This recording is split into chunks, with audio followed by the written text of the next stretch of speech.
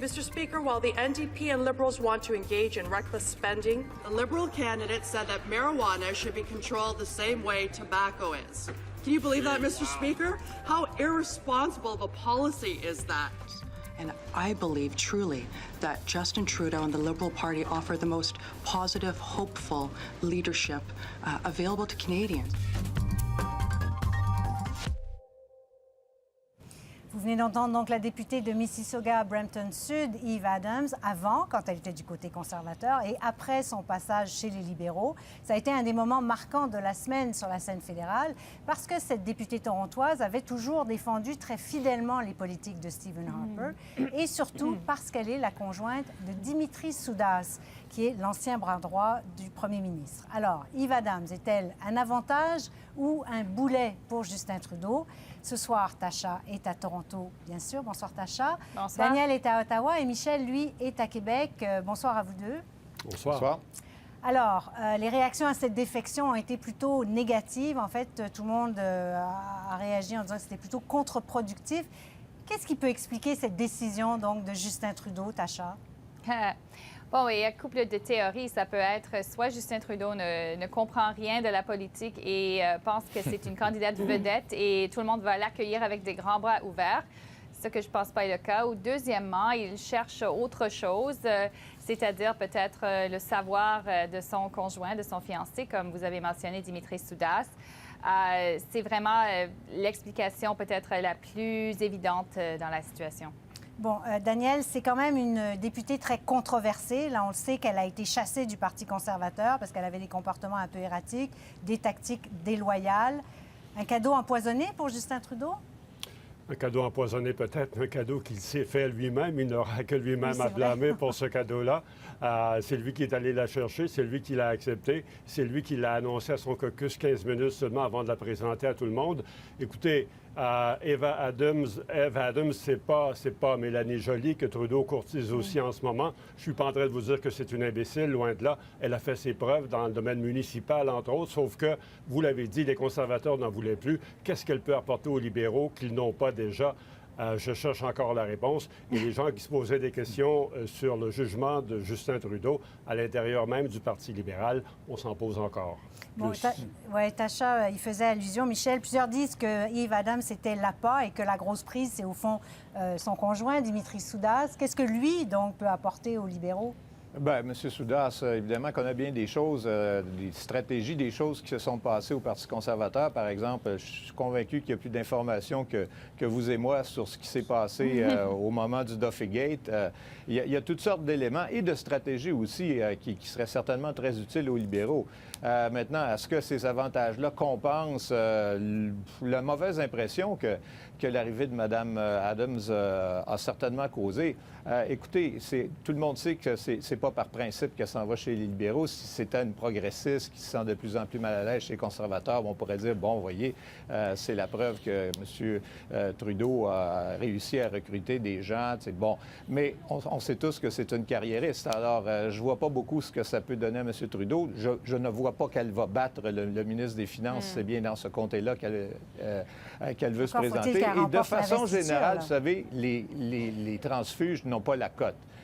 C'est très rare maintenant que quelqu'un quitte un parti et se fait réélire à l'élection générale suivante sous une autre étiquette.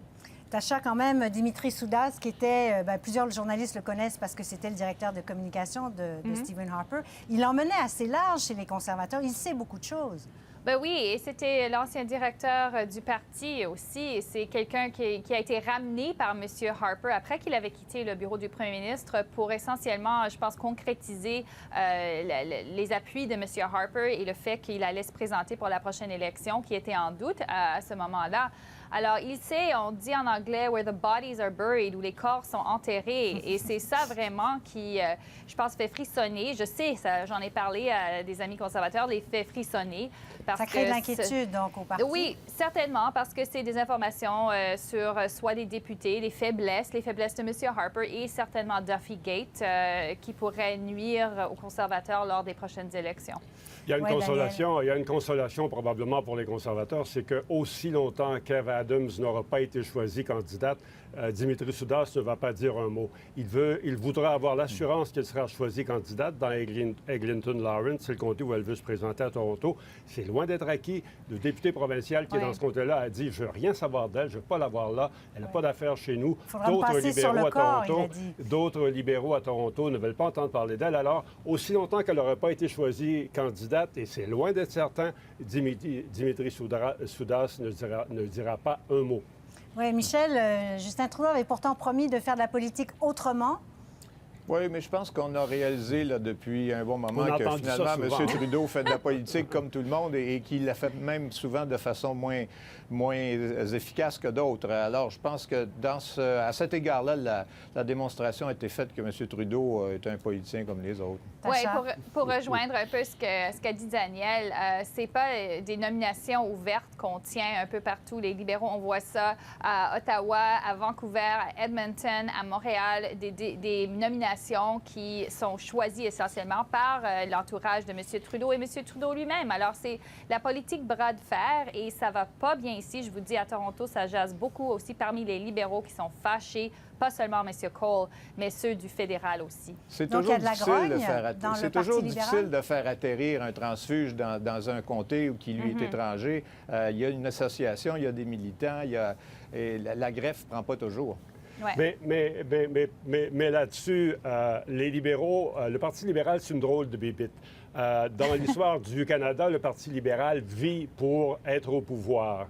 Et pour être au pouvoir, le Parti libéral, en ce moment, va avaler toutes les couleuvres qu'il devra avaler.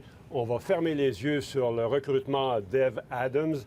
Il y a des gens qui vont parler dans les coulisses off the record, comme on dit en mauvais français, mais en bout de piste, ils se disent que c'est avec Justin Trudeau, un peu comme le PQ avec Pierre-Carl Péladeau, c'est avec Justin Trudeau qui ont leur unique chance de reprendre le pouvoir et ils vont fermer les yeux sur bien des choses. Et c'est pour ça, M. monsieur... sceptique, Tacha. Non, je suis d'accord. Et c'est pour ça, M. Trudeau sait qu'il peut faire n'importe quoi parce que c'est à cause de lui qu'ils ont remonté dans les sondages.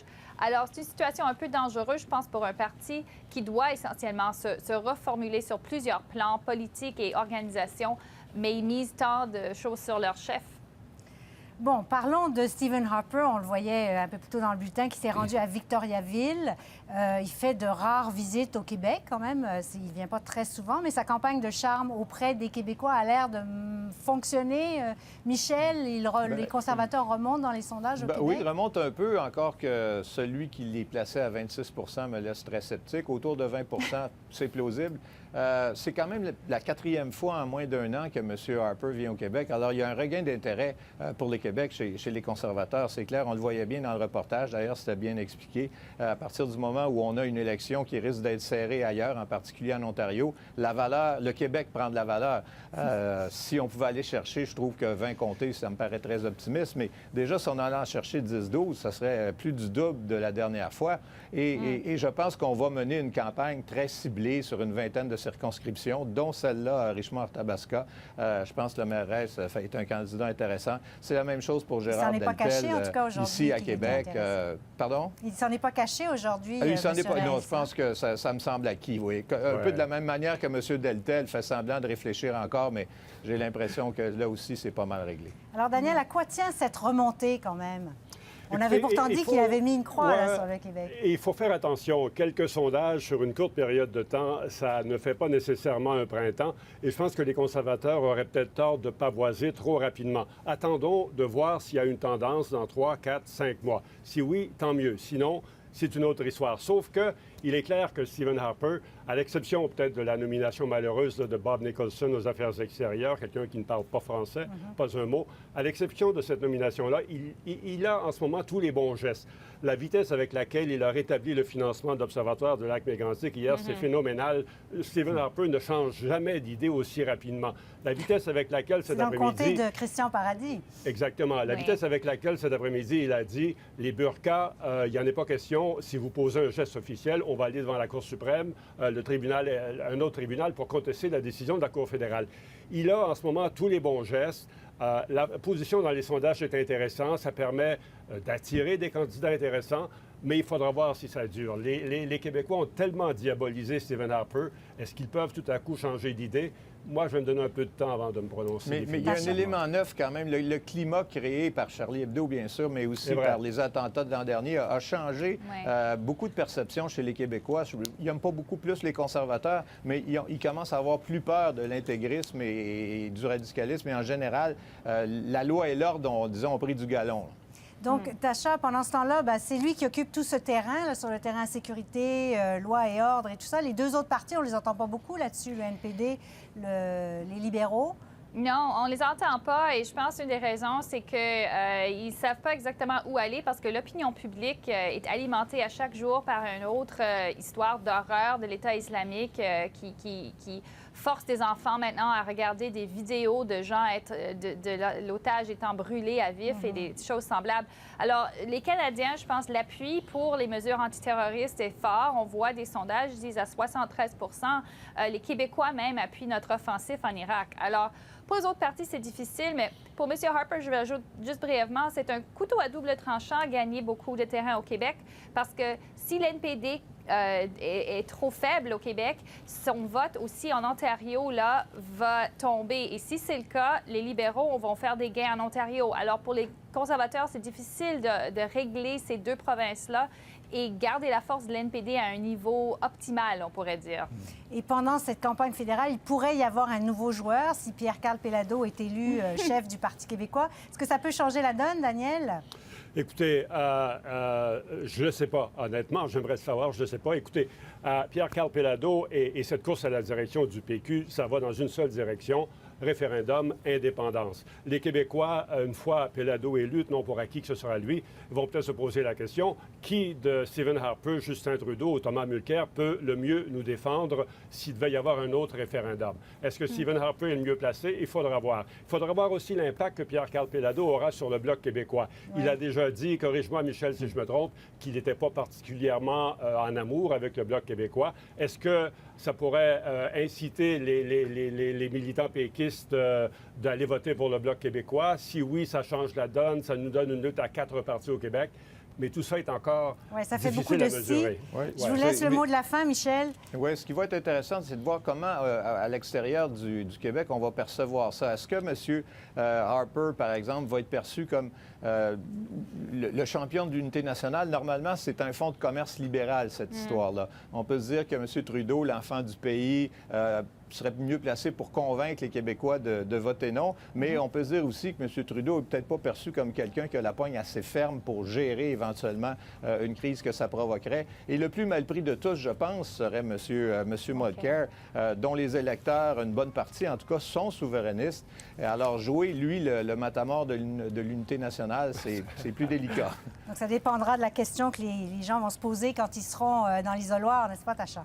Ah oui, absolument. Et moi, je mise sur rien. Là, M. Péladeau, à date, et je trouve est très volatile, sa performance dans sa campagne. Je pense qu'il va gagner, mais on ne sait jamais ce qu'il va dire, ou il va avoir une mauvaise journée ou une bonne journée. Alors, la force qu'il va apporter en mai, ça reste à voir l'impact que ça va avoir sur la campagne fédérale. Très bien, toujours très intéressant. Merci beaucoup à vous trois. On se retrouve la Merci. semaine prochaine. Au revoir. Au revoir.